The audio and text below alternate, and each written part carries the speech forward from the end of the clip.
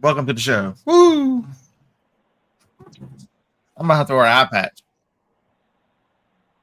You're gonna do what now? I'm gonna have to wear an eye patch. I'm thinking I might be allergic to something. I'm thinking because Uh, Tell the truth, man. You came up here. You tried to get my stuff. You were trying to do RA up here, and I made you go back home. that's what That's it what it is. was.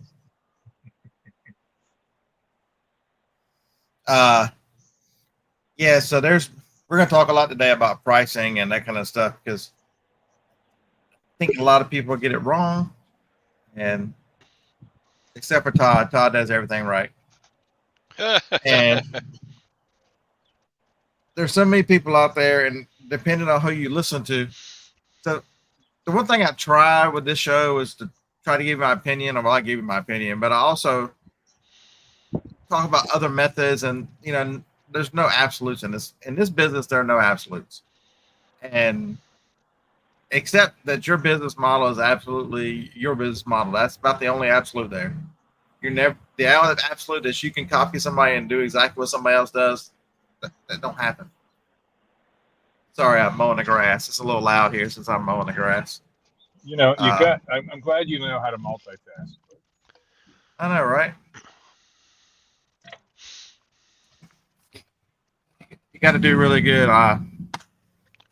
Currently, I'm trying to get into the fence, but this whole thing started. I was on in the chat of a show, Reseller Information Network, and made a comment because the one of the guys was making a comment about, I can't believe people would sell this for $25. They can't be making any money because it sells at 50. Everybody should sell it.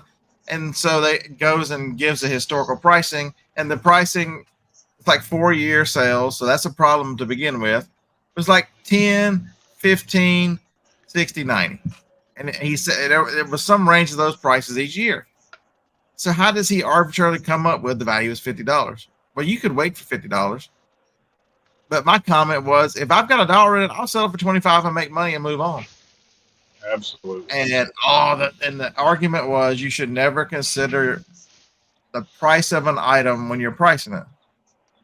This feels like deja vu. And I'm like, and so there's been a couple of people make videos about it. John's made a video about it, and come up here, Kevin has made a video about it, and I agree with most of what Kevin said. Kevin missed one important point. He didn't really talk about the supply too much. And this is an economics game, and to teach resellers are so concerned with what should I buy? What should I buy? What should I buy? I'm gonna watch all these videos. What should I buy? And they're out there looking for holy grail items. And all they're concerned with is if they don't get the highest price that they've seen an item sell for, your price dropping. You're destroying the market. You're doing a disservice to all other resellers. And I'm sitting here thinking, first of all, that's a bunch of horse shit. To think that we're going to, at the end of the day, we're going to sing Kumbaya together, hold hands, skip into the rainbow sunset as we all make maximum money on every item. It's just absolute horse shit. Kumbaya. It's terrible. And so my argument is every single person considers price when they price an item. Whether you acknowledge it or not, because you do it in the buy process. When you look at it and go, man, this thing is $10, is it worth selling? What can I sell it for? You're considering the buy your cost immediately. I mean, that's the argument I have is Brenda, buy the rest of the state of Montana. That's what you need to do. It is, or South Dakota or whatever state you're currently in. But it's, and they lose the competition part of this thing. You've got to compete. Can I make an announcement to everyone? Let's make an. If I had Primo's little thing, I'd hit the little button that says the news, the emergent. We're in a buyer's market, whether you like it or not. This is a buyer's market. For online goods. This is a buyer's market for the goods that we sell. For the most part, there are some exceptions and there are others, but for the most part, this is a buyer's market. You better compete, and if you do not compete, you lose. If you want to sit, I mean, you can sit back and hold for the highest price or whatever. But at the end of the day, the number one killer of small business is it's lack of cash flow. People don't understand how money flows to the business. They don't understand how the churning of items creates the profit that reinvests and or that comes off as an owner comp and pays for all the things. And it's very difficult. No, You can make a model where you can be Josh Gall. Good morning, Josh. And where he's got a lot of antiques and he understands that the stuff that he sells doesn't sell every day. He gets that. And so his prices are higher because antiques are higher. He gets that. You also look at him, he's got a lot of inventory in a big store. Most people can't get there when they start out. But yet you pay somebody $35 a month to tell you to list 100 items a day that you've picked up at the bins and that somehow you're going to get max money on mall clothing. It's the most crazy thing. if you don't understand cash flow, you're going to end up delivering groceries for Walmart. I'm telling you now. It ain't the funnest thing. Mike, it's definitely a buyer's market. It's definitely a buyer's market, and also you also need to be cognizant of that as a seller. And the frustrating thing is they will tell you, okay, so if I put the same item up for 25 that they're wanting to hold out for 50, but they'll go, but I'm going to promote it and I'm going to use a sale. I'm going to put coupons on it. And I'm like, so what'd you end up selling it for? About $25. I'm like, I just skipped all that and put it up there at a great price and let's go, because I generally don't run sales. I'm not invested enough to run coupons. You know, the one thing that used to drive me nuts about Dusty, for those of you Alabama picker, you can never understand what his prices were because he always ran a 30 or 40% off sale because he believed, and there was some validity to it, that you were rewarded in search based on discounts and that kind of stuff. So he always had 40, 50% discount. I'm like, dude, that is way too complicated. My little pea brain mind cannot track what I want to sell it for and restart. And I mean, he had systems and processes, just like John talks about, to do it every day. Yeah, now, he always said that. For me and you, it'd be harder because we got so much stuff. Dusty always said that he wanted to create a sense of not emergency, a sense of urgency yep. for buyers to buy his thing before the sale ran out. And so he restarted that sale every couple of days. He never went more than 48 hours. And so it was always in the countdown. He always got the things he sold cheap. I mean, dirt cheap. Yeah. Yeah. His buy-in. I never heard of him paying up for not much for stuff, because he sold stuff that people didn't value. So the guy who I know, the guy he got a lot of his stuff from, who was a clean out guy for a long time, and basically he would come over and say, that guy loved the big stuff. He still picks up big stuff to this day. I've seen him at yard sales. He's a really nice guy. But he picks up a lot of big stuff that he can move. And because he likes flipping the dishwasher, washing machines, the dryers, the refrigerator, all the Dusty hated all that stuff. And so, all that paper and all that stuff that, it was a wonderful relationship because it gave Duck extra money to continue to buy more stuff. And it gave Dusty access to all that inventory and so, that's why I say I've been buying a lot of shoes. And I don't know whether I'll ever get them listed or if I'll just sell them to another reseller. Folks, there's nothing wrong with find a way to move items. Well, Sue did that with shoes, didn't she? She bought them from a reseller. She bought from a reseller who didn't want to deal with their returns, and so she bought quite a bit of them and did really well. Yeah. But the pricing is so different, and it's so different for every item. So this is the crazy thought that you can have a store that has some items like Josh has and some items that sell rather quickly and items that are in the middle and really maximize your cash flow to help sustain the business while you wait for the home run items, especially if you're into them for small amounts. You know, this thing of every price, there has to be a rule for every item and how to price it. No, the rules need to be in your business that you have procedures in place to do the research, to understand economics. It is so mind-blowingly nuts that somebody will pick up an item and see that it one time sold for $30. Oh my God, I can pick this up for $1. I'm definitely picking it up because it sells for $30. I'm gonna put mine at $30 and then not look at it and go, well, it might have sold 100 in the last 90 days, but there are 5,000 of them listed right now. What are you going to do to stand out against the 5,000 people that are trying to sell that damn item? Oh, but Beard, look at the sell-through rate. I'm telling you right now, if you don't compete on price and promotions and all that stuff, you're just going to be on page 10 of the search. Nobody's ever going to see your shit. And you're going to sit back and watch all these other YouTube channels who have come up with these great conspiracies and go, it's eBay's fault. eBay hates a small seller. eBay's trying to run me out of business. I don't have any visibility. They're punishing me. The door on my store is the wrong color. You're going to fall down, be victim to all those damn rabbits and all those damn conspiracies. And you're never going to look at it and obviously look at what supply and demand and the economics of the situation is and go, you know, if I put it at $28.99 and threw some promotion on it, I'd be one of the first ones to sell this shit. I wouldn't be in line at $30 with everybody else. Oh, but Beard, oh my God, you lost that $1.99. Who cares? Or $1, whatever. $2, $3, $5. If you're in it at $1, extra money. it is so, and people want to think that pricing is so simple. Pricing is like shipping. They're both very, very difficult to get right.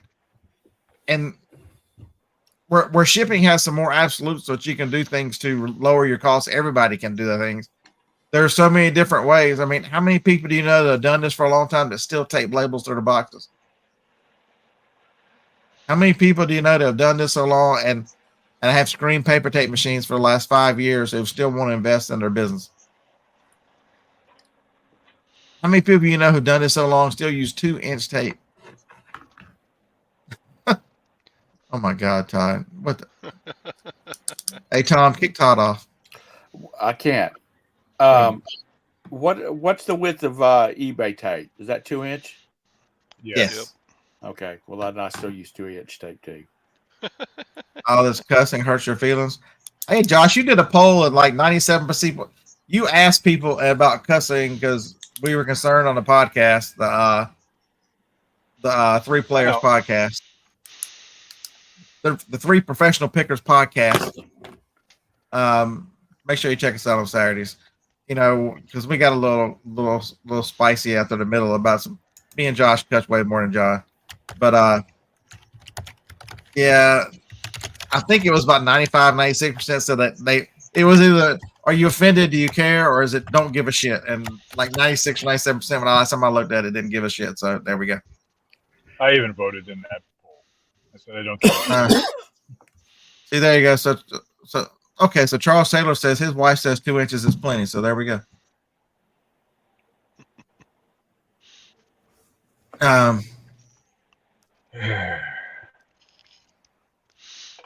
So Brian, you bring up a great point. That's how you use it, I guess. Brian, it's amazing that people don't. And so James, the great reseller life, gets a lot of grief because he's got a huge store. If people don't pay enough attention to James and what he tells you and what he shows you what he does, when he would go out on Saturdays and he had the same philosophy, Dusty was the exact same way. I'm gonna go out and pick up whatever I can find. Well, he didn't do garage sales, but he had the same way of picking. There's gonna be 3 or 4 or 5 items that are fast sellers. All my money's gonna come back, and I'm gonna be ready for next week to sell because I've recovered my capital because I had great items that I picked up. I am willing to put the rest of these. I'm willing to do the work to sell these others whenever. And so, as you watch James sell, you know, the hats and the music and all the stuff, Most people don't understand that's pure profit. Everything because he's already sold the things that have got his money back. Every one of those little items that he sells 20, 30 a day are all pure profit because he's recovered his capital. People miss that part and because they don't understand the model. Oh my God, you've got to have you've got to have a high sell-through rate.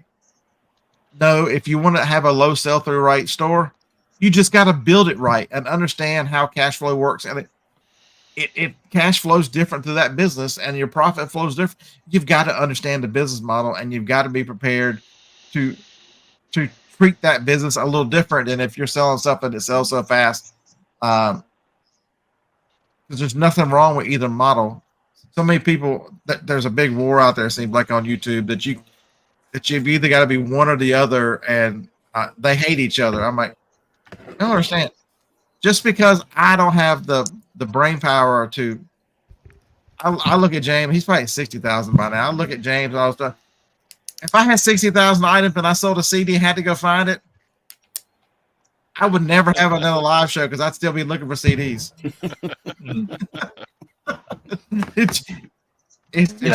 I think it comes down to what a person is wanting to get out of their business. But you can get there the same way. It's just, people see things different. They have different. A lot of it too is what's available in your area. Not everybody has the same sourcing opportunities. Business design and especially in this business, designing your business. A lot of it is around, how you like to work and what's available. Okay, so anybody could do online arbitrage because the internet, except for Jabus, who doesn't have the internet this morning, it's available for everybody for the most part. Good morning, Perky. Yeah, and so what do you? So Josh, if you're not following Josh Galt, I don't know what you're doing. But so Josh, he has a similar story to James, and so one of the things he's done to help offset the highs and lows of eBay and the way that it's doing, and is he's been selling some more wholesale stuff, and he's been picking up stuff. And you go, you know what? I really don't want to deal with this, but I see there's some money there. Let me flip this to somebody else to keep the cash flowing through his business because he understands the quick flip. Even if you don't have to make maximum, can I make that announcement? Can I? When it's more music. Damn it, Primo, come back, come. I need to have Primo on here just so he can hit the buttons. Contrary to popular belief and all these holy grail items that people find in the videos everybody watches, you don't have to make maximum money on every item. I would challenge you that fighting for maximum profit on every single item hurts your business. I would tell you that. Unless you're prepared to be like James and Josh and have 30, 40, 50,000 items. There's some folks on here. Biff Boffo comes on every now and then. He's got the same type of store, but these guys are smart sellers. There are a lot of ladies that have clothing stores that are set up. They're very smart sellers, but it doesn't come across because everybody is, they buy into that myth. If I list 100 items a day, I'm entitled to this much sales. When you've got bad pictures and you've got bad listings and you've got but those people are preaching. Those people are preaching 100 items, let's say clothing items a day, are only getting like a 2% sell-through rate. I mean, it's crazy low. It's quantity over quality is what it is. And if that works for you, I guess.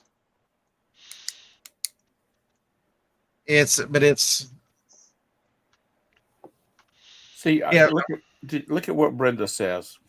What did Brenda say? I can't make money waiting for an item to sell. If it makes a profit, big or small, I'm selling it. See, that's why John and I get along so well. Flipping ain't easy, John. Not Grumpy John. Nobody gets along with Grumpy John. No, nobody. Just kidding, John. Enjoy your breakfast, buddy. He was here earlier. I do value his. Y'all miss Grumpy a lot. He cares a lot about his close group of friends, and I do appreciate Grumpy John.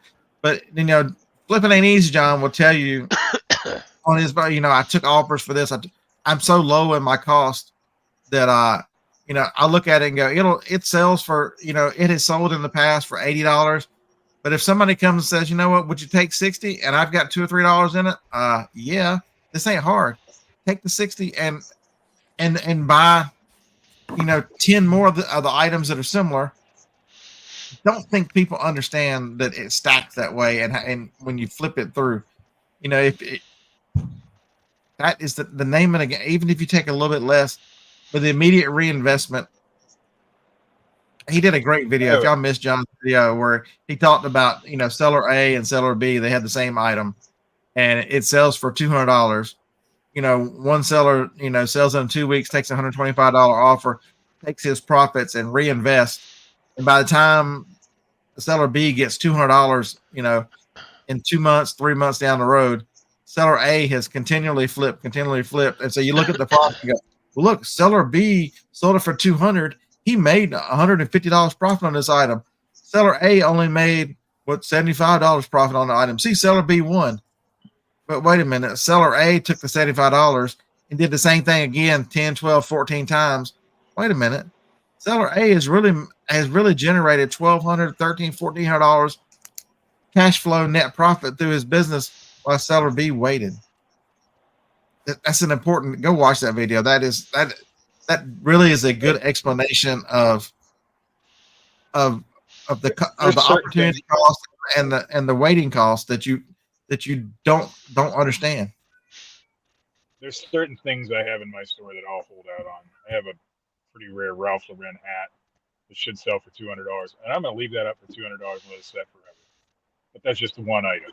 Everything else, I don't care. Just let it go. If I have a super sought after thing, I might hold out. But like you said, it's a mix. You have a mix of how you do things. You don't have to be all one or the other. Everyday items, granny panties, they can sell for whatever, as long as you make a profit on them. Shout out to the big girls. Shout out to the big girls. Yeah, I sold a bunch of big girl stuff. Like 4 or 5 went out yesterday. Woo, big girls. I hope you have measured the size of your 2X bottom. That's all I got to say. Because those flexies squeeze you like an anaconda. Yeah, I saw that. I saw that Sony camera yesterday for $80. Nice. Most people are selling it for $95, but I bought that Sony and this Canon for $25 for both. That Canon, my guess is 170, 180 on that Canon. A2300. I'm waiting on a charger. I decided to. I haven't listed it yet. I'm waiting on a charger. That makes it. If you would only order one of those generic chargers that orders everything, like somebody told you. Well, I'll put in it. I'll order a generic charger for my batteries to charge them, test the thing. But I'll put an aftermarket charger with that when I go to sell it. Yeah. I make it. So White Tree Sales, that's John's channel is Flipping Ain't Easy. I'll find a video. It has a battery life that I tested it. It works, but he's asleep right now because he lives on the West Coast. It's one of his. I don't watch all his videos, but he asked me to watch it and tell me what I thought about it. It's easy to find because it's got the picture of Kevin on it. But yeah, I'm the lowest price on electric outlets. I've sold 2 lots. I only have 2,400 left. I sold another one yesterday, so I'm selling 2 for $10 free shipping, and that works out profit about $1.50 a piece. Well, I thought I could find it. Damn. But I have 2,390 left to sell. So I have these little tags. They used to put on your keychain if you lost your keys, you throw it in the mailbox. But they're very specific to 1981 Toyotas. So I sell them every once in a while. $6.99 I sell them for. Yeah. But I've got probably 200. All right. I got them straight from a punk dealership. But all those T-shirts I had that one time with the cars on and stuff. So there's the channel. I thought I could find it quick. I didn't find it. Dang it. But there's so many ways to do this business, and there's no right or no wrong. But most people miss the economic climate has a different effect on each business model. You know, right now it's the business climate is rewarding the high sell through items and it's punishing the low sell through items. And it's people go, I don't understand why. It's got to be eBay's fault. Other platforms are having sales. Folks, realize that Amazon, go look for antiques on Amazon. You're not going to find these things. Go look for I challenge you to go look for a one article of used clothing on Amazon. It ain't there. They don't allow used clothing. So the people go over there because remember, Amazon has built their business on Prime and the promise of quick shipping. So people buy a lot of items over there that are everyday needs items. You know, when I'm one of the few that will buy eBay or Amazon, if I'm looking for price, I know I can generally find it cheaper on eBay. But if I need it so Monday when I'm servicing the big girls, I am putting in bags and I'm like, oh shit, I've got 3 poly bags left. I look at my phone on Amazon. I said that wrong. That's just terrible. I know. It's like, damn, he's not making enough money. Jody's TikTok. putting him out on the street corners. We're gonna be ending the show now. See y'all later. And so I'm like the products, and I'm like, oh my god, I've got 3 poly bags left. How dumb of me not to reorder these stupid things. I might have to use my other bags and different. And I look on Amazon, and the buyer that I'm buying from on Amazon is offering next day. So I ordered these Monday. They came yesterday, and Amazon shipped them parcel select, and they got here in a day. How the hell does Amazon send them parcel select and get them here in a day? I didn't even know that was still a thing. Oh my god! Well, Amazon, they haven't quite got the wording right, because if you do order confirmation, it'll show first class. It'll show all the ones that are still there. They never remove the wording is off. But so I could have saved like $1, and I bought 200 bags, 10 by 13. I could have saved $1.50 or so on eBay. But at what cost? Pay the $1.50 on Amazon. They got them here yesterday, so I actually didn't run out. I used the last one yesterday. And so, it's a shipping holiday. So I'm not out today. I've already got some more to send out Thursday, but now I have bags because they came yesterday. But it's,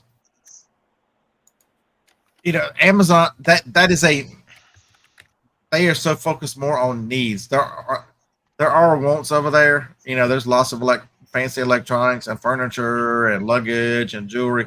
They have plenty of wants up, but they really do a good job of providing quick service on the needs. What's today?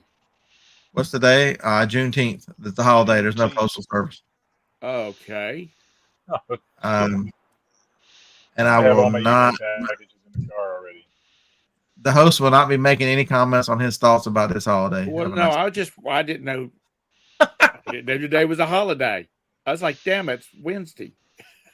They 1865 when the general rolled into Texas and said, "Nope, no more slavery in Texas."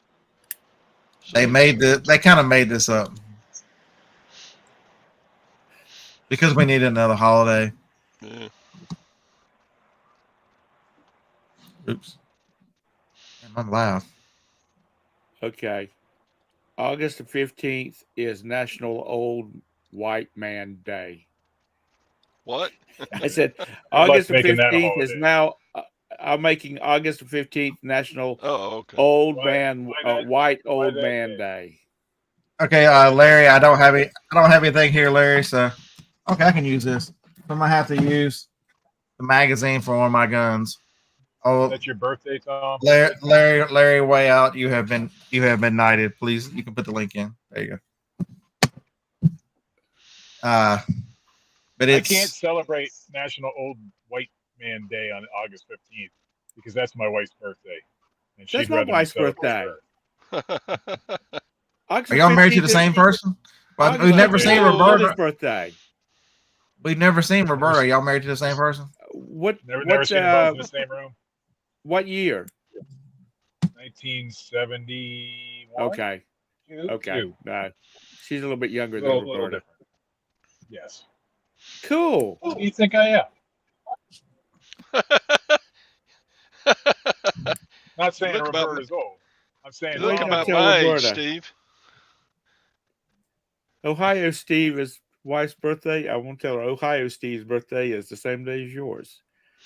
She's gonna say, "Okay, we got to get together, celebrate." But there's this people want to make because they don't understand the economics and they really are not focused on the business aspects of their business. They're just lollygagging along, trying to sell items and not understanding the complexities. They can be led astray with these, flashy titles and all. And, if you're new to this or don't take it to the level that you need to, you can be led astray with flashy. You don't understand what you don't understand. And so that's why if you've got it, that's why I tell you, listen to a lot of people. I do my best to give all sides of an argument because like pricing, I use different models on different items. I've got it. It's over there in the picture area, which is now moved over there.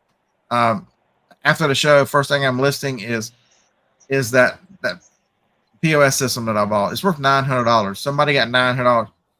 That is the maximum price in the last 90 days. I paid $150 for the whole system. So with the buyer's fee, it's like $165. It averages in the 700 range. So I'll probably put it up for. I would probably, because I have the box and not many of them have the box, I'll probably put up in the 875 range with offers. I generally don't start out with offers. I'm not going to promote it very high because, if you promoted that at 10%, you lose $80 if it's in the $800 range. So I'll put some promotions on it, but it'll be low because it's a high ticket item. But I would be very flexible. If somebody comes in and says, you know what, I'll give you $750 for it. You know what I'm going to do?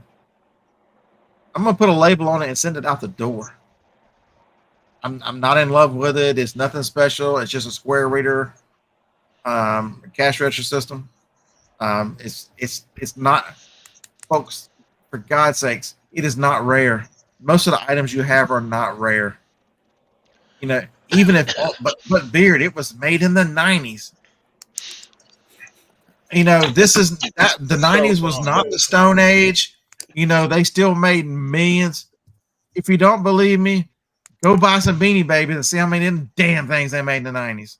The 90s was not this. I realize it's 30 years ago now, but we were not cave people in the 90s. We didn't just, one or two or three of them, and that's all it was. And the population back then, before you were born, fought over this stuff. These Gen Zers are, oh my God, they think, we had computers back then. We did. We had a Commodore 64 in the early or late 80s. That was the 80s. Well, we had it in the early 90s too because we didn't have any money. So that was our. What's the significance of 619p? It is Juneteenth. It's the holiday today. They celebrate today. It is a day that they tried to make history and say that it's a day that slavery was ended, or that actually, if you really want to look at history of that is a complicated issue to understand that in the how many Americans died to end that evil. Remember, that was normal when this country was formed. That was normal. It was normal around the world, and we were the first ones to go, you know what, enough's enough. Still kind of is now. Around the world, there is more people in slavery now than there've ever been. People think slavery's ended. It ain't ended. It's just morphed and changed, and it's. I'm 100% okay with America got rid of it. That shit. When we got rid of it, it was still normal around the rest of the world.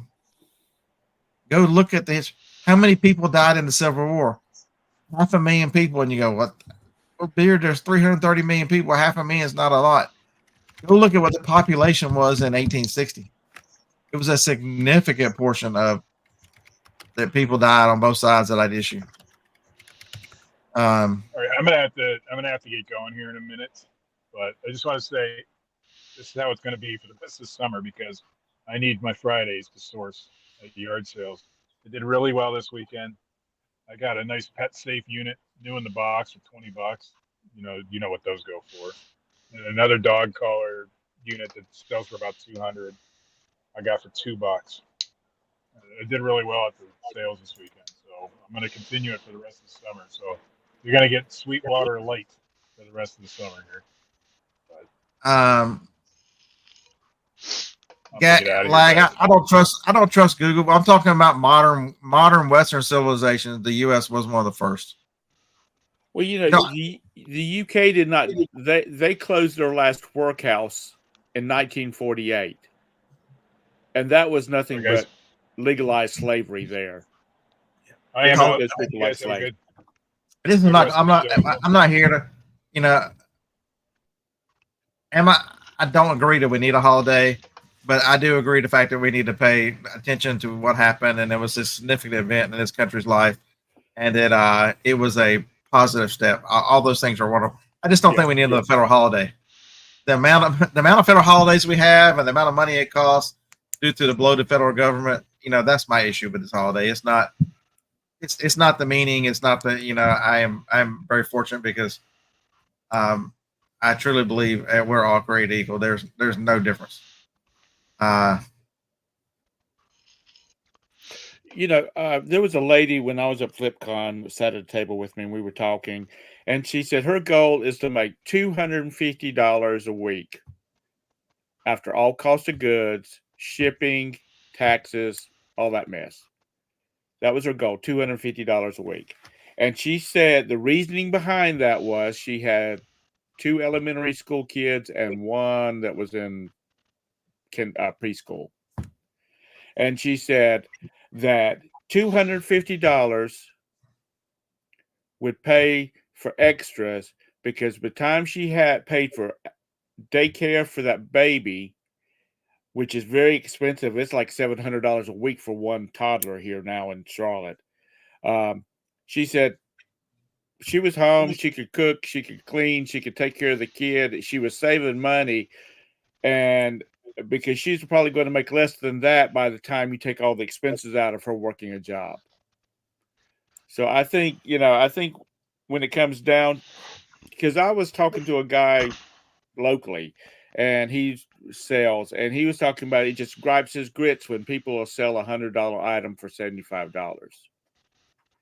And, we were I said, well, it depends on how much you paid for it.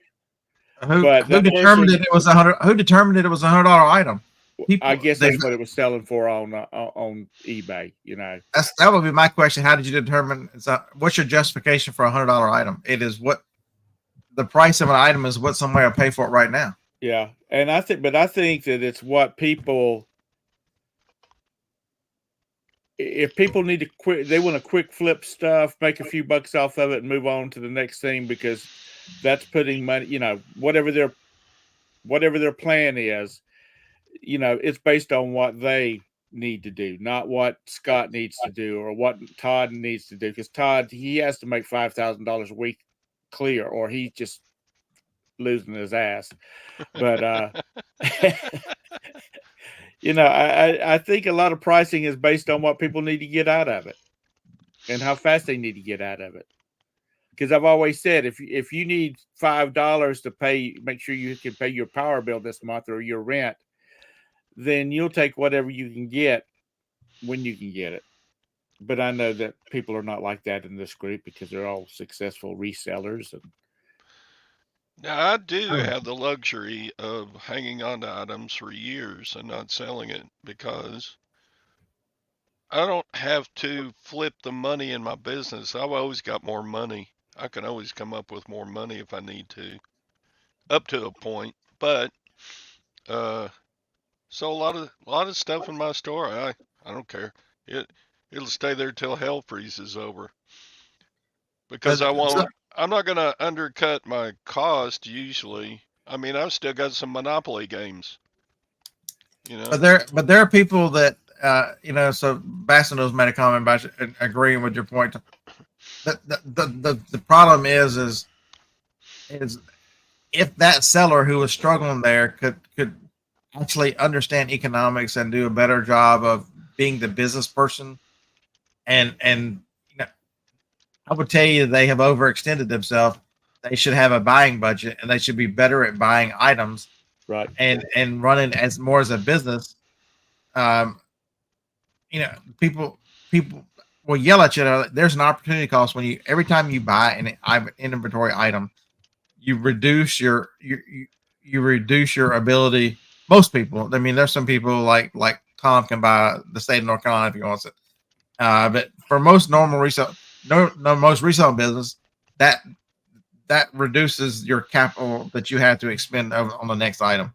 And so, as you choose items, you need to choose to have a system that choose wisely and understand budgeting. Most people, all these are foreign concepts.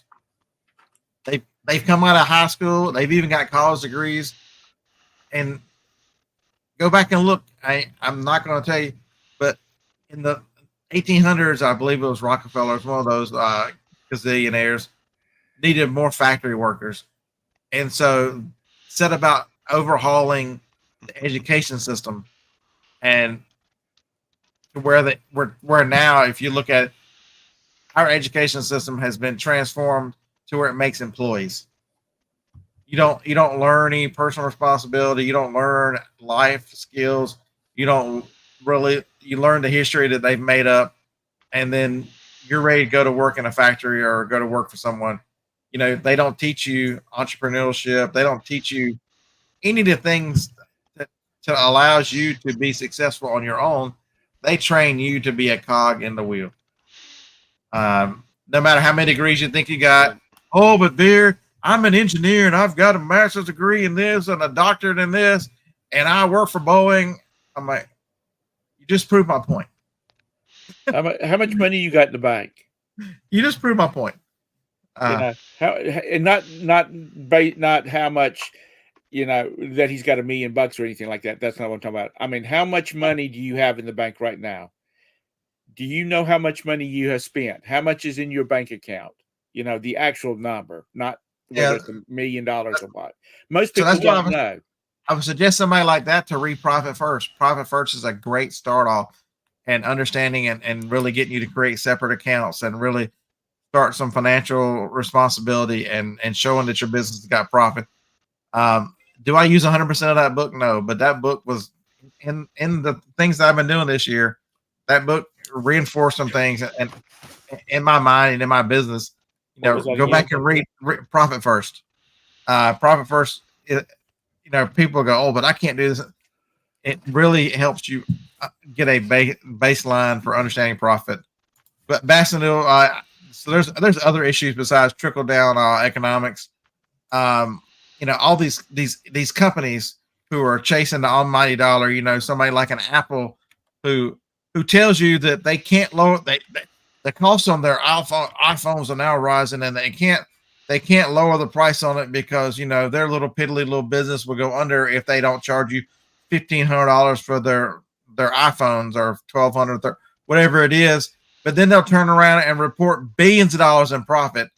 Planned obsolescence. It started in it was a term that came out in the 20s or 30s to make it where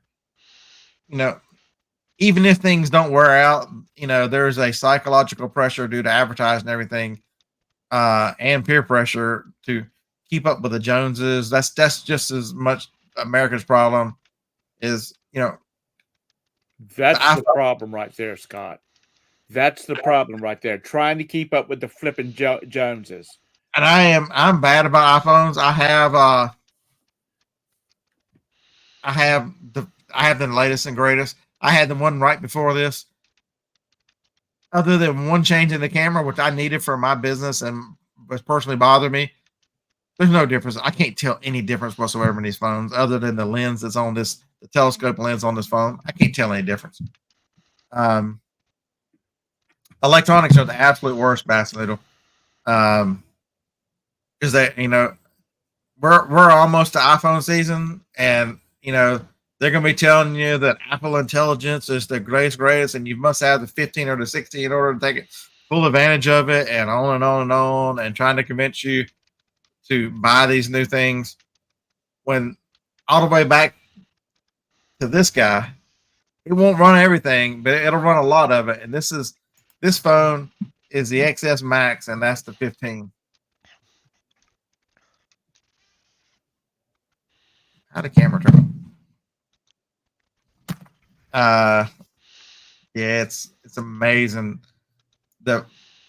From keeping up with Joneses, the planned obsolescence to the trickle down. Yeah, once you get to the point in your life, that's John talked about it, that he mentioned Friday night that you changed your life priorities change in mid 40s, early 50s. You start thinking things are more important to you. You kind of awaken to the fact that you get to a point where you don't give two shits what somebody else thinks, and you finally get to the point where none of that matters, and you can make decisions. That's why younger generations, I think they plan it so. Oh, look at Grandpa, he's driving that older this, older that, and Grandpa he could care less. But it's. I've told this. I think I've told the story before. I have a friend whose son, when he was in high school, had an electric car. It was basically a street legal golf cart. He could drive it. It had a license tag on it. It had to be inspected. He could only go on roads that were rated no higher than 35 miles an hour, because that was the rating on the car. And his friends used to give him hell in school because he went to South Meck High School, which is kind of one of the preppy schools in Charlotte. And they used to give him hell about driving his golf cart. And he said, yeah, but at least I'm not being chauffeured in a big yellow limousine every day, talking about driving the school bus. And he said that he learned, or his dad was telling me that his son told him that he had learned that, trying to keep up with your friends is not in your best interest financially, because his parents bought that thing, paid cash for it. He had no car payment. Insurance was basically nil on that thing, even being 16 years old. And I guess my point is people chase what the neighbors is doing. I mean, like Jake there. Jake's got, 15 slum houses scattered across Pennsylvania. Yeah, he grew up so different. He don't chase it. Yeah, I know. Poor Jake. He sees a girl's ankles. He's still all excited about that. Yeah, the Amish don't face a lot of those things. Unless Jacob's going to tell us that he had to have the fancier upgraded little cart to pull by the horse. Let me tell you what, I have seen some of them damn carts up there in Pennsylvania. But they all look the same. They are some damn nice, really nice buggies. Big dollars. Car price, entry-level car prices. Especially when you get the SUV ones. Because a friend of my brother's, a neighbor of my brother's down in the country, he's got one that he bought from up there and had it shipped down here, and it's like, damn, Jacob is serious. It's like it'll hold 6 people in it comfortably. He said that thing was like 17 grand. Yeah, that Jacob had a different. I was saying you had a different childhood growing up Amish. Other than, I mean, I don't. You didn't face those kind of pressures of the latest greatest toy, any of that kind of stuff. You didn't have the advertising thrown at you because you didn't watch TV. Good morning, Bridget. This thing of the psychological pressure of anything that you have any contact with is advertising at you. I'm not standing up. Go away. Mm-hmm. Well, you know, when I was a kid, yes, we had sneakers back then. Everybody wore Converse. I'm about to say, didn't you know Chuck Taylor personally? Do I? Didn't you know Chuck Taylor personally back in the day? Yeah. Nikki. There was, like I said, there was Converse. Everybody wore Converse, and little kids wore Keds. That was about it. And I don't now, know what kind. now you Do I even know what kind of shoes did we wear in the '80s? I can't remember. Well, People wore Let's go shoes there. back then? Really? Yeah, we wore shoes back then. dude, I go back to the 50s. So just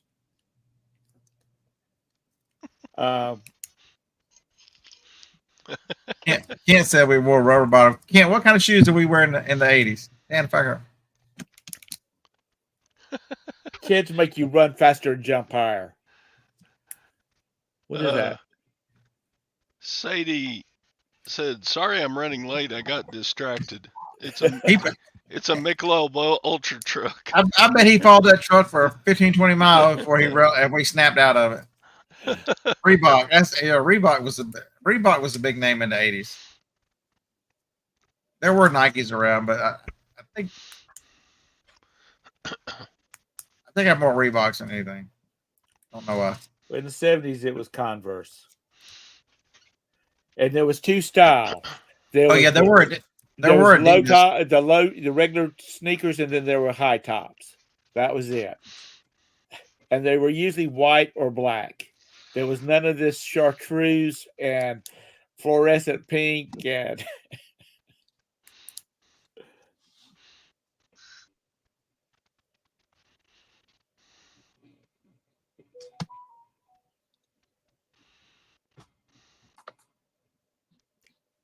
Underground gaming.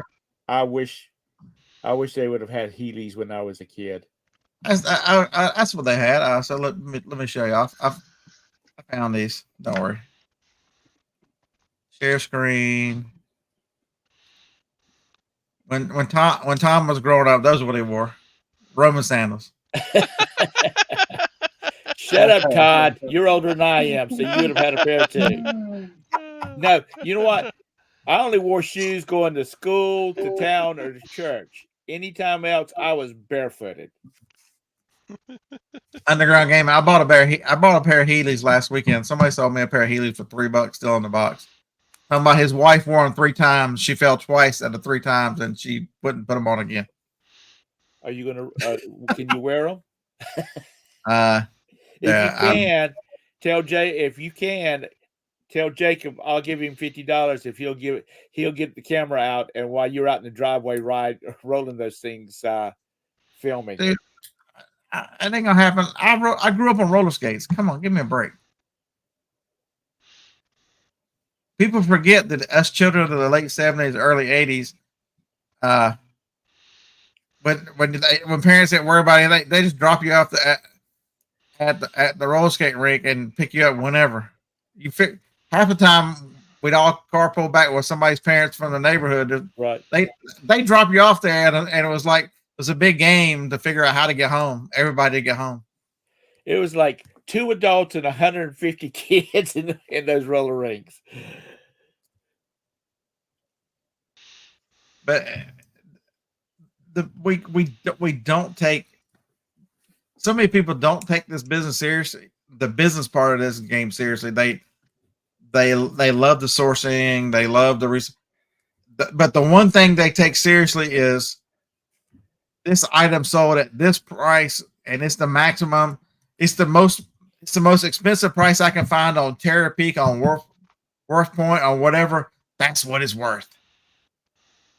and not understanding that there might be one customer that was willing to pay for that, and that person got, that was a unicorn in the dark, and for everybody else, it's 30-40% less. It they have a different, because the item is valued different to someone else. My Shut up. my high school girlfriend was a junior roller derby member.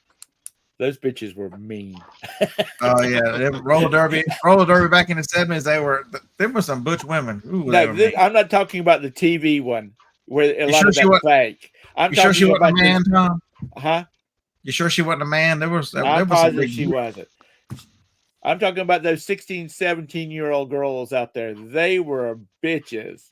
I mean, that's, pardon my French, but that's the only way to put it. They were harsh. There was no faking about that mess. So what is my advice in pricing? Understand the economic aspects of the things that you're doing. Understand that it's supply and demand. It's if you're sourcing something, especially with eBay. So just think about this. You're not even seeing all the data, so you're making your best educated guess from what eBay will show you. So what if that item that you think is worth, $100, 1,000 sellers have sold that item and had the button click where it erases their solds, and every one of them sold it for $600. How long is it going to take for you to get that albatross $1,000 price, if somebody else has sold it for $600? If there's a disparity in price and you're not seeing it, people they think the eBay app and solds are the gospel. Folks, you can go into your settings on your account and set it up as an inventory. It drives me nuts. I have that turned off because it makes me look like I got more inventory than I've got. And it makes relisting and sell similar harder. But there's so many people that do it that way and run it through inventory because they pick up a lot of the same items over and over. So it's easier for them to go, you know what, change it from a 0 back to a 1. It brings it right back up. I get that part of it. But my brain is not wired that way. I need to have it gone, and I'll redo it. Or I'll look for my purchases column and then do a sell summary. I can do that part. But you're only getting a glimpse of what the sell-through is and what the sales are. It's to treat that price as the gospel. If somebody's making you a decent offer where you're making a profit that aligns within the goals that you have for your business, you got a fish on the line, set the hook. Come on. This is decide whether you are a reseller or a collector. You can be a collector all you want to. I'm currently collecting shoes. Right, Kent? Well, because I bought 5 more pairs yesterday. The hell. If you're good at sourcing and you like to source, make that your business model. Source for other people and sell that and flip it. That's what I was about to say. And I was looking to see how many people are watching right now. Because if there's 50 people watching right now, there's 50 customers right there that will come in, if they live local to you, of course, and buy a bunch of crap from you. But I'm telling you right now, if sourcing part and you're good at it, and you find a way to make that your business model, become as much as So Casey, Rockstar Flipper, be very polarized. People love Casey or hate Casey. But so what has he done? He's built a business model because people hate the list, and he's like, you know what? There's an opportunity there. I can find people that will list this stuff, and he's made a business model on a pain point that a lot of resellers have. What's the pain point for a lot of resellers? You hear them whining all the time. I live in the middle of nowhere. I can't find anything. There's nothing like that in my area. But if you were to offer them inventory that you source at a wonderful price and still make at a price that they seem acceptable and can make money there too, there's nothing wrong with both of you making money. because that is a sustainable business model for you to purchase inventory. Bassanil hates listing.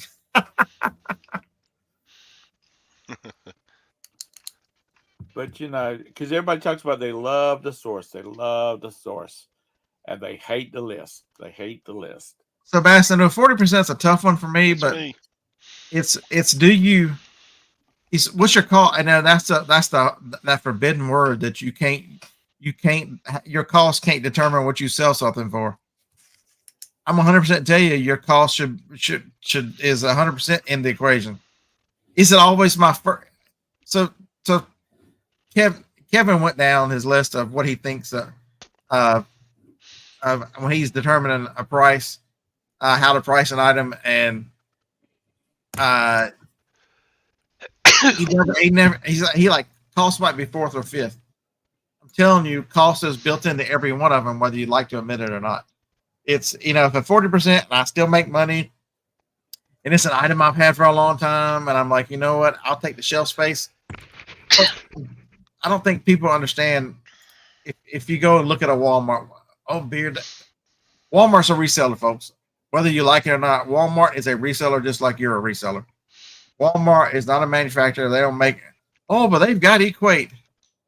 The people that make Tylenol make Equate. The people that make whatever make Equate. Equate's just their brand. They don't make any of that. There's not a Walmart plant out there where, 4-year-olds are making your eye drops for Walmart. That plant ain't out there. They're still working for Nike making tennis shoes. So they're just a reseller. And so what does Walmart learn about? They learn about turning items and moving inventory and the value of shelf space. So do you value your shelf space? It'd be very interesting to if you took at your available shelf space and your available storage and figured out what it costs you per foot. You'd be amazed. It would help you understand, especially if you're a higher sell-through item, the opportunity that you're missing because you can't store it.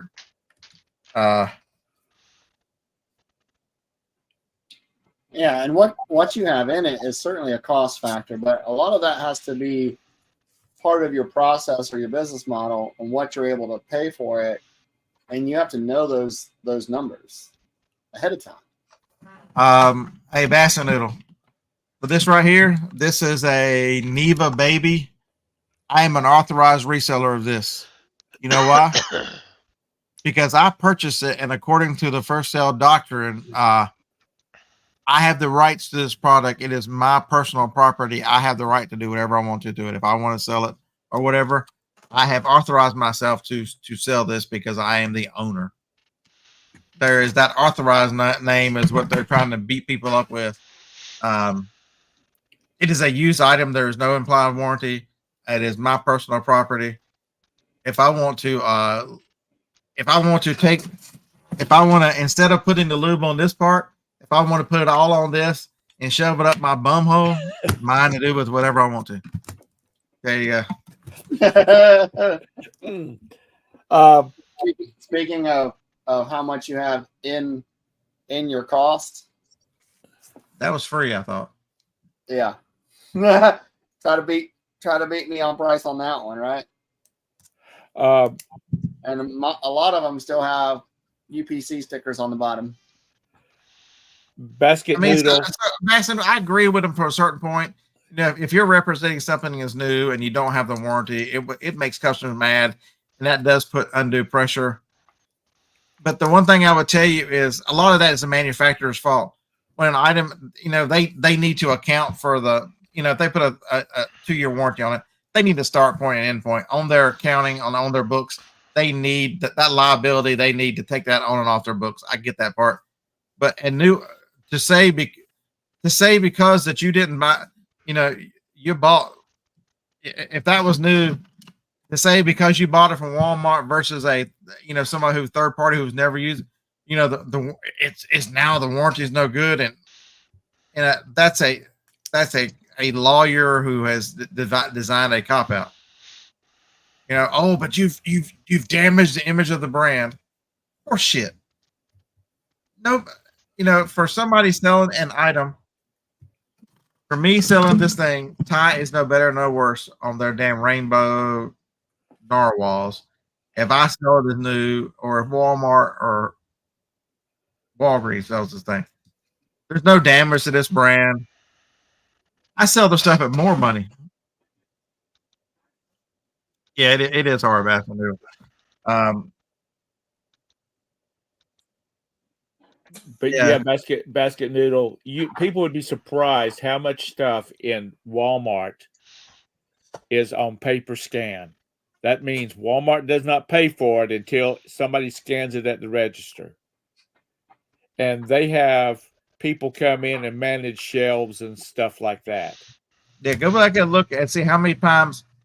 So it's easier to see at like a Lowe's. So Lowe's does a better job of showing you that. Go into a Lowe's sometime and you see all the blue vests running around, but then some of them are like an off color, like a brown or whatever. It'll say vendor on it. Yeah. And so that'll be the person who is setting those shelves. Because I made a mistake. I'll see somebody with a smock or whatever on, and I'm like, damn it, that one says vendor. You don't know shit. You don't know more than I do. But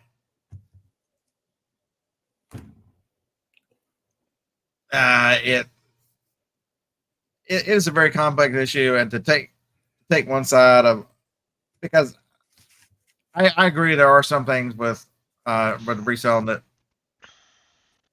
but just as bad in this whole are a bunch of lawyers that are trying to do all this crazy mess with lawyers.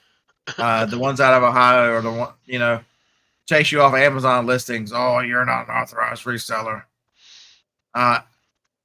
Amazon, so folks, eBay sellers don't realize what Amazon does. Amazon for the last few years has allowed, if I was Ty, and I saw Bearded Picker selling tie on this tie thing on Amazon, and I wanted them to go away, all I have to do is shoot at them a message saying, we are the authorized tie, we hold whatever. We believe that seller to have a counterfeit list, that be selling counterfeit items. That's it. You're done.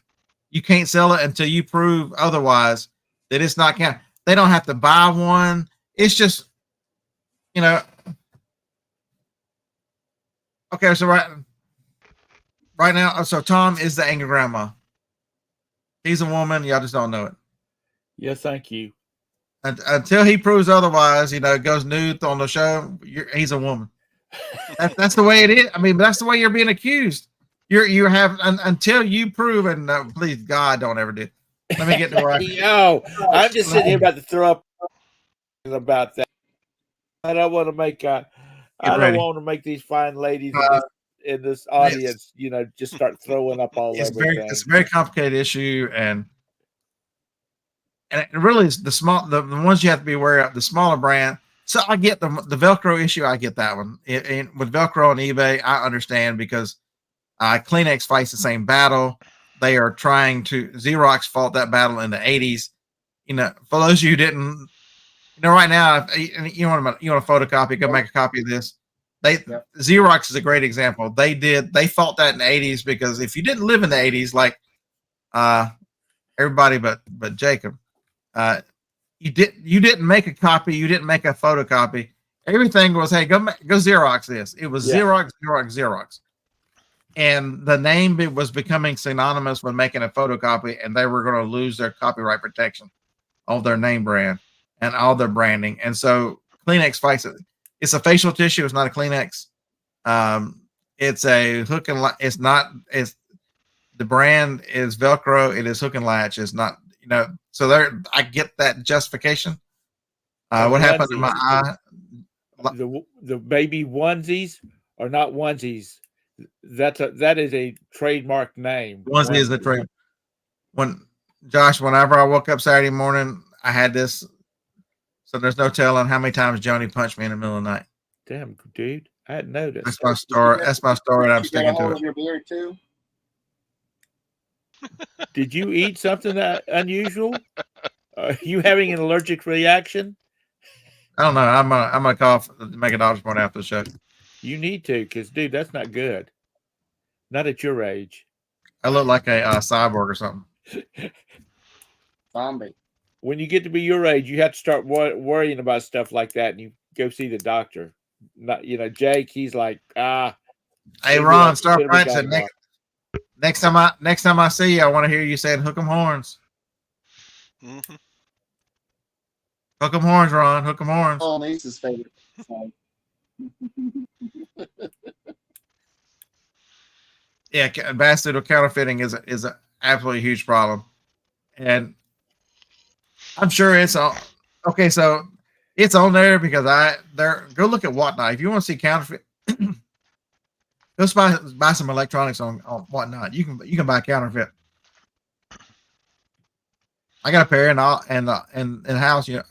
counterfeit earbuds.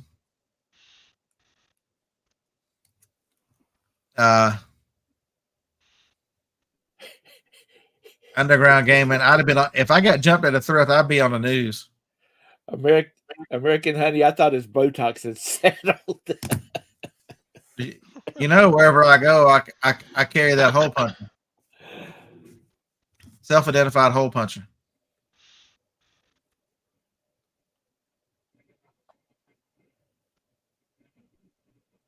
Yeah, that y'all just now realize, Josh, how you've looked at this for an hour and 10 minutes and now figured out that I did that. I punched myself in the eye so y'all wouldn't notice the beard that I cut it off. That's really what happened.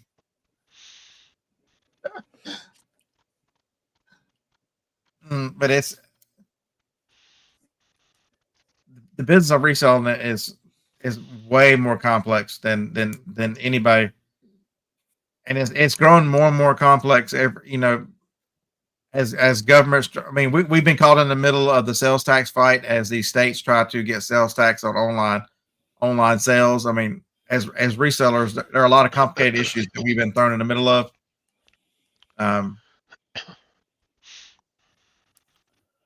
Well, see, that one I've always been on the actually I'm not on the fence about it.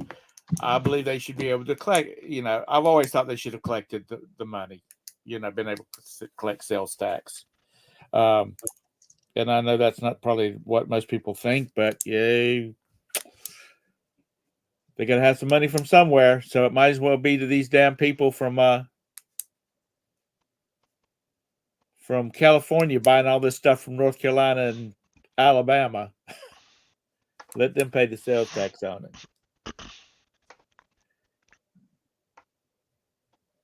So you're trying to cut somebody's tie with that knife? This kind of fits in the discussion. It's this is a case, Blackhorn. When I list this, it's going to be the only one like it on eBay. Only 4 of these have sold in 90 days, and that's 100% sell through. So it makes you wonder if the others are being taken down, because that's not a rare item, is it? Yeah, it's pretty rare. But yeah, I mean, it's going to be tough to put a price on it because it's going to be the only one like it on eBay, right? Yeah, just be careful with it is, John. I'm not going to drop it open on my lap or anything, so. John, this is where shelf 7 and 9 exist. This is where shelf 6 doesn't try to kill you. This is the land of dreams. This is the land of dreams and make believe. Has he still not got those shelves put back up for that woman? Nope. But yeah, this isn't like toothbrush holders. I've got to be at the bottom basement to sell any of those suckers. That other box cutter is it a Milwaukee box cutter? Yeah. Milwaukee's got red cornered, right? DeWalt is what? Yellow? DeWalt is yellow. Milwaukee is red. Black and yellow. Isn't that supposed to be a really good brand? Milwaukee? I mean, just a good brand product, not for reselling, but just a good brand. Yeah, it's one of the One of the higher mark priced items at I Home was just Depot. guessing. I was just guessing. Because my neighbor, Yeah, when they moved, I've got he gave two me a of them. bunch of Milwaukee tools These because were he didn't like these them. are They were 50, cheap. these are 50 cents a couple weeks ago at a yard sale. I'm like 50 cents. I'll take. Are you reselling them or are you keeping them for yourself? No, I'm keeping them. You can never find a box cutter. They're everywhere. They hide. Just hang them from that little doohickey that holds your garage door open when you roll it up. Just start hanging them from that, so you'll always have one because you'll be walking into it all the time. You know what? You actually made me think about it. That's a good idea. I need the janitor key rings. You know, the guy who walks around who's got them on that goes. Yeah. I need to drill some of those over there underneath the shelf, and so they just hang. And so I just pull them down, cut it, and let it go, and it zips right back up. That's what I need to do. My dad had a friend that worked for a textile mill for 45 years. And his job the whole time was he had this big ass key, and he had to walk around to all the doors, and he would stick that key in it and twist it, and it would time stamp it somehow or another. And he would he had to go to all the doors, and that's all he did all night was constantly rotate around them doors, switching, checking that lock to make sure people didn't sneak into the building. I mean, who the hell wants to sneak into a damn thread plant or a fabric mill? But that's what he did. That had to be boring as freaking hell. I've sold some of those timestamp key. They call it a night watchman's box or something. Yeah. I mean, if that night watchman doesn't turn that key every however many hours, they were in trouble. Yeah. The Dawn says she bought a shark fin and had a locksmith made a key for $20. It's a shame you didn't have at least one. The number on it, you could get another one. But there are a ton of them. You have to know the numbers on the keys because there are a bunch of keys. Here's a PSA for you. I'm sorry. Public service announcement. If you have to have a key made for your car, because like me, I lost one of Roberta's keys to her Mazda. It costs $400 to have another one at the Mazda dealership made. Larry, I did not know that, man. That's terrible. I had to go get another key made for another vehicle, and I called this guy that was recommended to me, and I was talking to him about it. He says I could have made that key for you for $150, and he said 100 of that was the price of the key or the key fob. So, Larry, tell your wife that yes, she's in our thoughts and prayers. Yeah. Dawn, what brand of shark fin did you get?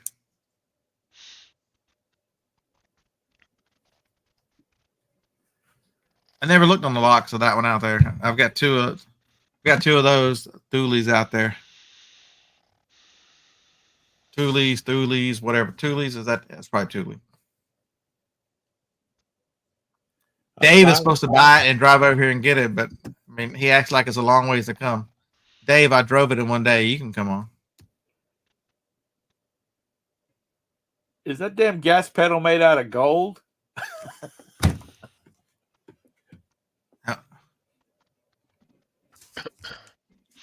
Basket Noodle says, holy crap. A gas pedal for his Santa Fe is $579. Go to the junkyard, dude. And there's a bunch of recalls out, by the way, on Hyundai products. So, isn't that a Hyundai? That's not a Toyota, is it? Sounds right. Yeah, I actually got the van washed yesterday. I took the top off so I could run to the car wash. Woo-hoo.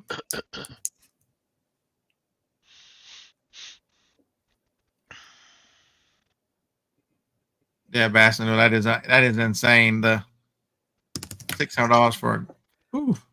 So there's y'all, you mechanically inclined persons. There's your good business model. Go get all the high end A stuff. I'm glad mine just have regular pedals right now.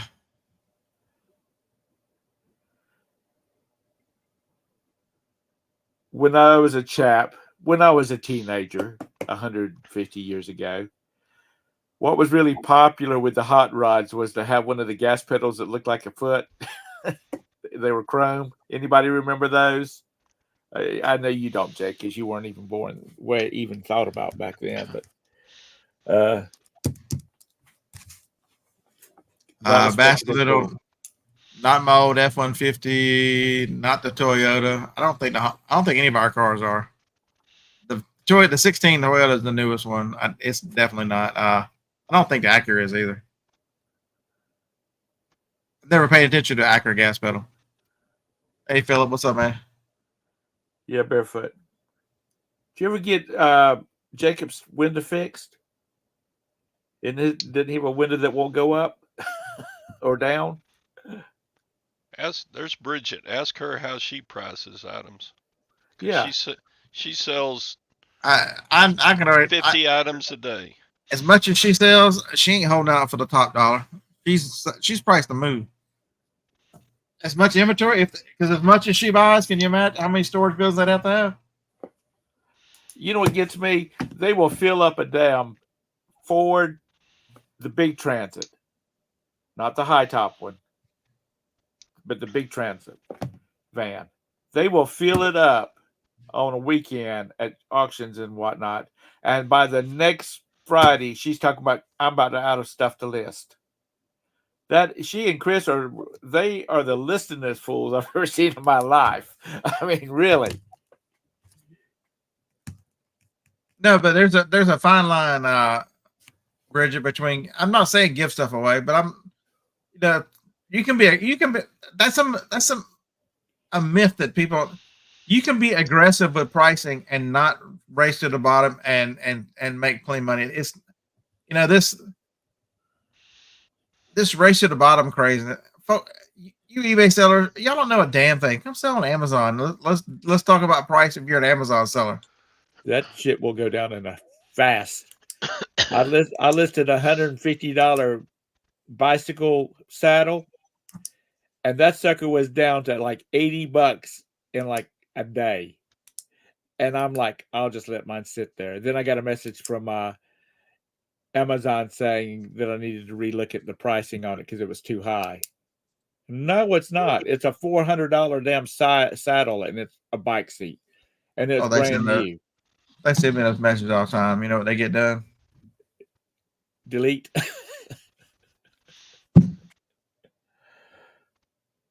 Yeah, because price is king over there. You don't have the ability to make a better listing. You don't have the ability to make, for the most part, differentiate yourself with pictures or anything else. You're competing on price, and that is it.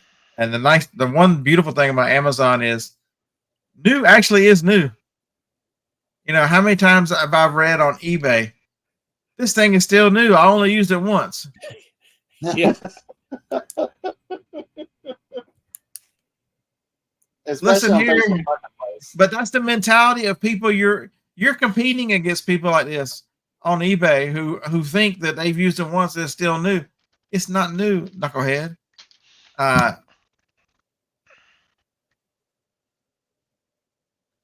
We already talked about there's no holiday. You missed all that, John. While you were still sleeping, we were busy talking about that. Amazon is not required you to ship today either. I don't think I have anything big on Amazon. Let's see. If Bridget had a YouTube channel, which she does, but if she really pushed it with all the stuff that they do, she would have a bazillion subscribers because she and Chris are the real deal. They run this as a business. So you say me and Todd are not the real deal? No, y'all are supporting you're supporting yourself. Todd's doing this as a side gig. That's what I heard. You just said we were not the real deal. Well, that's it. She is because she lists all kinds of stuff. If it'll sell and make her money, and it's not a waste of time to list it, she will sell it. And she lists. They list all the time. But she's got this Disney habit thing that she has to go to every year, which I think that's what they work for, is just to make the trip down there. Oh, he is a real deal. He supports his family off of this business. All right. What else y'all want me to rail on?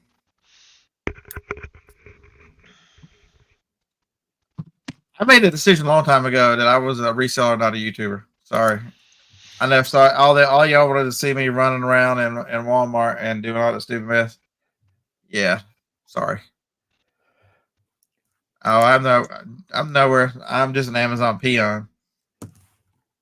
He is an Amazon king. Just a peon. Jake, I guess we won't see you next week because it's the end of the month. You'll start evicting people.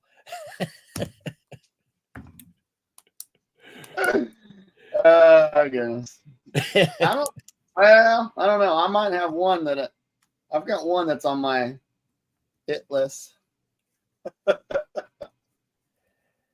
sent me a message yesterday telling me that they won't be paying the rest of their rent for this month until the 27th. Uh-huh. And I was like, yeah, that's not acceptable. So and what they can do about next month? Because the magic going to find next month's in 4 days.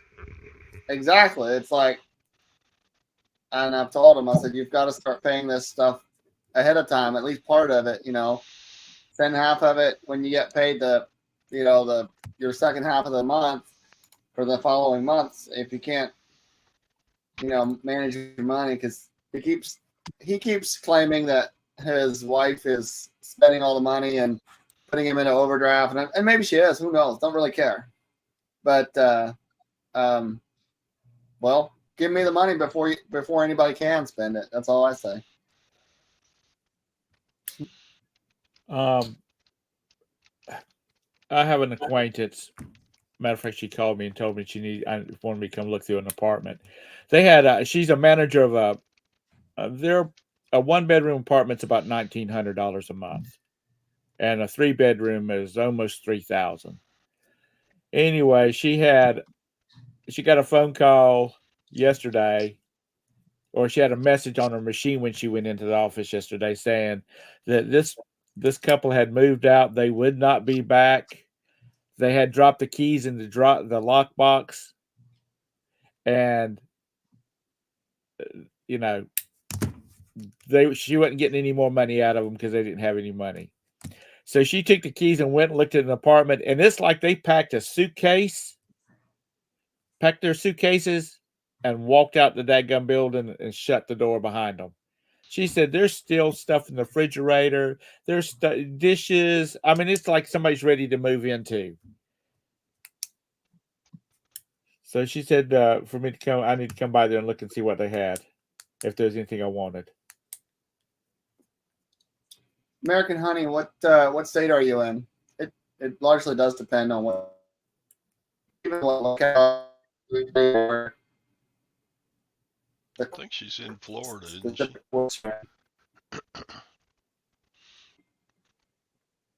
Jake sounding robotic. Robotic? Yep. Hey, John. Oh, trying to find a link. Flipping ain't easy. Do you have a link to Ed? So Ed comes in every now and then. Hustle and Grow. This is his YouTube channel. Very knowledgeable guy. he and his family lost their house in a fire. So there's a GoFundMe if anybody would like to help Ed. There are 9 of them in the house that are displaced, and they lost everything in the fire. John, if you're still here, John, and you're not repairing shelf 7, throw the link in the chat if you don't mind. That's a terrible thing. Ed's a super nice guy. I've watched him quite a bit. Brandon, I think he works out of a warehouse or offsite, so I think most of his inventory is okay. But can't imagine losing your house. I mean, just think of a little thing. You don't have deodorants. You don't clothes, shoes, socks, nothing. Just think about it. If you lost everything but what you've got on. There you go. Thanks, John. I appreciate that.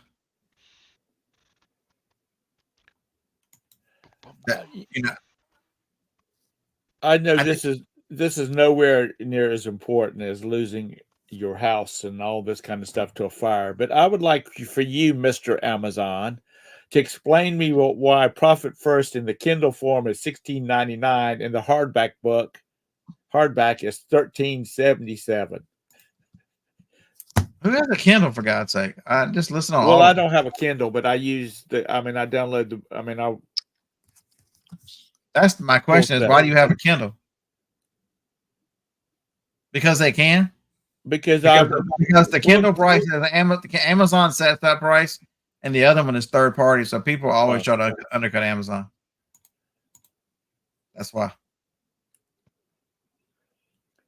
I don't have a Kindle. I have a regular Android tablet that I use the Kindle reader on. Because I am trying to get back in the habit of reading and trying to learn something new every day. So the good discussion Monday night. Check out that video about an amazing book. It's dry, but it's the E-Myth Revisited by Gerber. Understand it was written before a lot of the home-based work from home people who have created a lot of small businesses from work from home. It was created before the popularity of the lifestyle design business, but there's tremendous amount of information in there about really thinking. If you're thinking I'm crazy, and how do you get to the point where you think of this as a business versus a hobby, the E-Myth Revisit is a good explanation of to set your mind at thinking about it. And then some of these other books, Profit First, and the others help you out with financial. It's amazing reading books and expanding your knowledge. You're not just, it's the same thing I tell you about watching other people, so you can get information and decide what works for you. And it's the same thing with books. You're not going to adopt the entire book, but being exposed to the information that helps you think clearly through, or shows you different ideas. I wish they had the Cliff Notes for the E-Myth Revisited, because that is so slow, and I just kind of glaze over. I have to stop and do something else and then come back and read some more. Isn't that Cliff Notes? Yeah. Wasn't that the little yellow and black books you would get? Well, we got them when we were in high school. The next book is 0 to 1 by Peter Thiel. And it I don't know if it still is or not. It was on sale. For like $5 on Audible. So I just went ahead and bought it. I didn't even wait. Usually I wait till I think the 27th. I get the new each month. I get the new, but I try to spend that because I pay $14. It's like $14.95 a month. So I try to use the credit on at least a book that's more than that.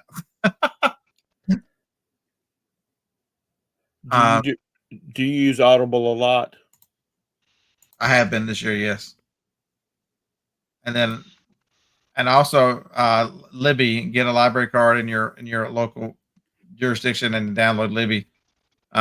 Certain states are better than others. Tennessee is a good one. If you live in Tennessee, you have access to a lot of books. Alabama's awful. I still like the hard copy. I don't know. That's what she said. Old school. Yeah, so I have one thing on Amazon. It could go FedEx today. Well, maybe two things. People are crazy. Okay, so so this is the craziest that is Amazon, and so here's the pricing that I talk about. And this is where where cost didn't matter. I bought 5 cans of spray paint. I sold 3 of them yesterday to one person. Spray paint costs $6 a can. How much per can did Beard sell the spray paint for? Dave, don't answer. Jennifer, don't answer. How much did Beard sell the spray paint for per can? 40. $19.95. $6 spray paint. What'd you say? $54 a can.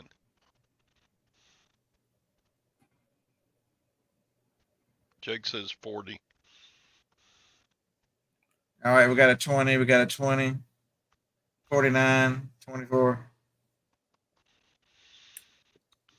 Lag says 1 I priced it so that the Chinese people would buy it. That's your clue.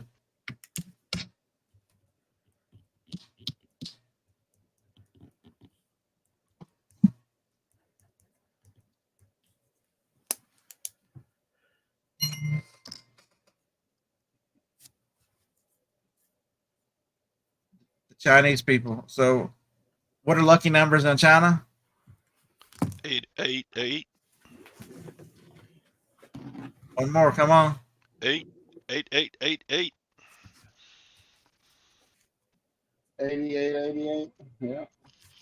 Wow. Somebody paid $266.64 for 3 cans of spray paint. What kind of spray paint was it? Mind I mean, your business. was it just a special formula or what? You don't have to give me this. It is a color they can't make it currently can't make the color. Oh, okay. Can't make the color? Can't make the color. It came back. They went out of stock, and then all of it came back in stock except for one color.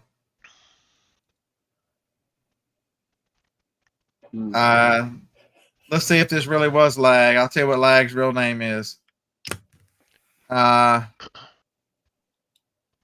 do you live in Mississippi? Well, it depends on which father he's with. So it's not always. And Dave, are you priced higher than me? So I sold one the other day and they canceled. So I've still got 2 more I got to relist. But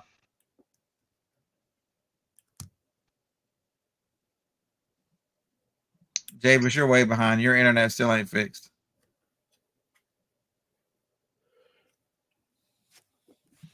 I mean, is it like a metal base? I mean, like somebody said gold. Is it a paint like that, or is it just an unusual color that's hard for them to make? It's missing a chemical to make the color. Oh, okay. So Dave has got some, and Dave is $10 higher than what I was, or $11 higher. Dave, you might want to fix that. How does Keeper say you've got 1,000 plus cans, Dave? You don't have 1,000 plus cans.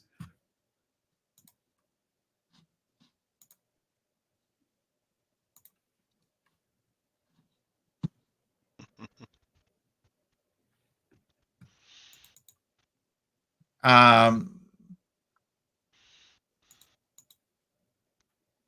so there's just, yeah, it says you got, I just looked at it, Dave. It says you've got 1,000 plus cans. I hope you sell them all because I know you ain't got, I figure out what Amazon's going to do with that because you don't have 1,000 cans. Okay. Sorry, this is funny as hell. If you had 1,000 cans, you should be at $60 selling them all. I got a message from eBay saying that they're increasing my seller limit up to $10 million. All right. Uh, I'm going to make some Oh. breakfast. Today's my first day back on keto. I'm going to make breakfast. I got to call the doctor too. let me ask you about the audiobooks, audio, whatever it's called. Audiobook. Once you download them, do you keep? I mean, do you keep it or does Yeah. it go away? No, it doesn't go away. If I were to end the subscription today, I'd have access to all the ones I bought for as long as I wanted to. And how many books can you download a month? You get one free credit a month, but there are also books on there that you have access to that you don't have to pay for.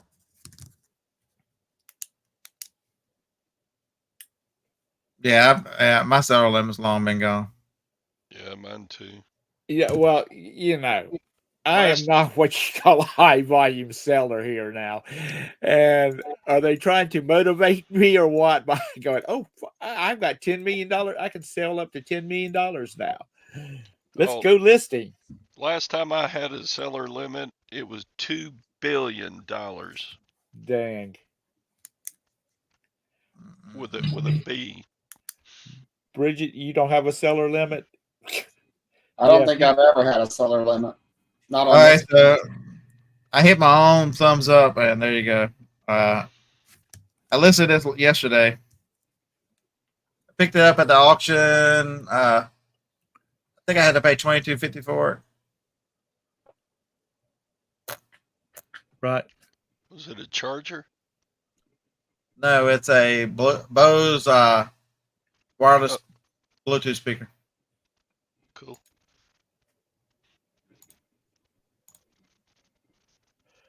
Yeah, it's really nice. Sounds wonderful. And so that one. So this is another. This is a good one here. A good example. So this Bose speaker, they make it in gray. This is a khaki color and black. Black's the most common. The black ones sell for the low 60s. The gray ones sell for mid 60s. And for some reason, this one sells for almost. I've got $9 ship on it, so it's almost $80, $77. The tan one, because the tan one's a lot harder to find, and only 3 had sold. Even though the sell-through rate was really, really high, only 3 of them were khaki. There was hardly none listed. There's like one other one that was listed that color. And I noticed that I almost always do free shipping, but I noticed that the ones that were getting higher prices were throwing a few dollars shipping on there, and so it was making theirs more expensive than everybody else. And it sold in. This thing was viewed 129 times in 24 hours that I had it listed. It's not been 24 hours. 3 o'clock would be 24 hours. That's a nice sale. It's not. I'll grab it. It's not white.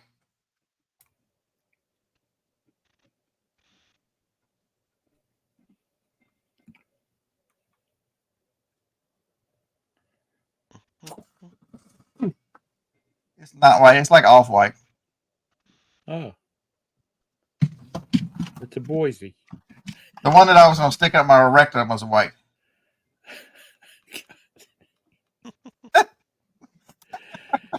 You're just not right, Scott. So I'll probably send this out today because it's a little heavy, but but it's going to go in a cubic box, so maybe it depends. Where's it going? You want to ship that in a box? I was just going to take a label on it. Todd said I didn't have to. It is going to Polybag. Yeah, polybag. Cereal box. Where is it going to? Oh God. Yep. I listed that yesterday. It's going to California. So it'll definitely go in a box, and it'll go in a most likely a 1044. I took an $80 offer on the camera. Is that the one of the ones that one and the other one that you showed a minute ago? Is that the one you paid $25 for? Yeah, I bought that one and that one for 25. Well, 27.50 with the auction. Yeah, premium. Mike, I was playing this on my phone. I mean, there's not a it's a rubberized back on it, but there's not a mark on it. Amazing. This, but if you've never listened to one of these small bows, the sound that comes out of this thing is the tremendous bass it brings out of it. It's great sound quality. I don't know how they do that. They've been doing that for 60 years now with the Battery 100%. what they call it, the Bose Those wave. Wave. Yeah. It's fun. You have a good country song. Well, life on a farm is kind of laid back. Ain't nothing. I saw a video last night of AC/DC in concert. Brian Johnson and Angus Young are still playing in that band. You realize Brian Johnson is 76 years old and still sounds really decent. The front man for AC/DC with the schoolboy Angus at 69 carrying on with the guitar. Freaking amazing. Here we go. Let's see. I got to watch my 10 seconds.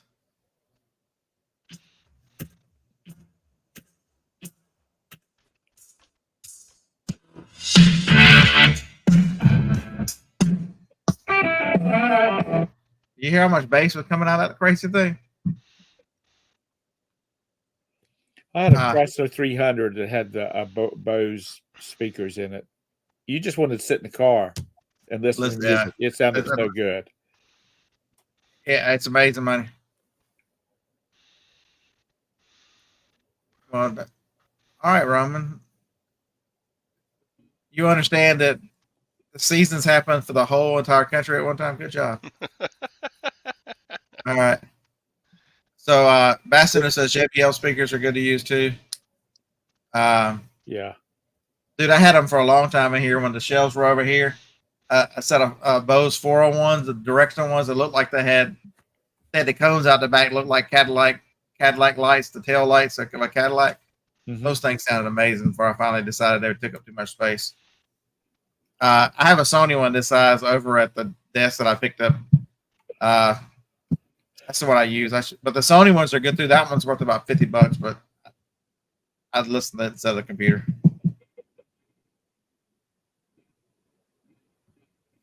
Like they can't do anything about it. Used as used. Yeah, those. And then the 401s, they were the really old ones, Bass and Noodle. I had the thing that goes to the speakers, the equalizer thing, and I got 250. I sent the speakers to auction and I sold the equalizer for $250 on eBay. I think Steven Tyler looks like somebody's grandma, by the way. All right, that's enough resale talk.